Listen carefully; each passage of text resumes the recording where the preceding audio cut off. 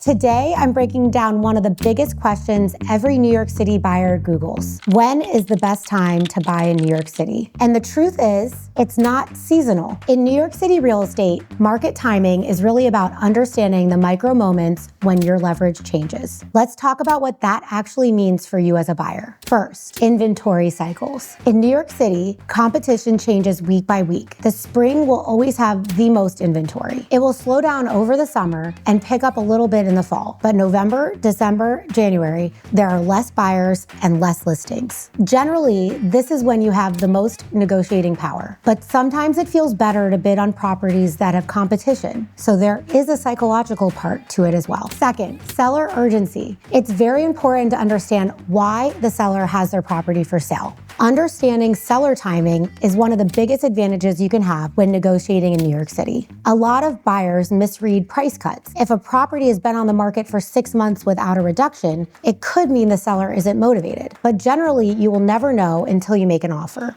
Maybe the seller just bought something else, but understanding that helps you make an offer as a buyer. Third, developer psychology and new development. If you're searching for new construction in Manhattan or Brooklyn, timing matters even more. Developers negotiate around their own timelines. Generally, the first 15% to go into contract are more negotiable because then they're able to submit their plans to close with the Attorney General. Then, the last few sales are also when there's more negotiability because the developer will want to move on to the next project. Those timing windows can create opportunities that buyers completely miss if they're only focused on the asking price. Fourth is interest rate psychology. Rates don't control the market. The buyer reaction to those rates does. When rates drop, buyer competition increases and sellers might become less negotiable. Understanding how these dynamics shift your leverage is a major part of timing your purchase. And finally, your own readiness. Yes, we look at inventory cycles,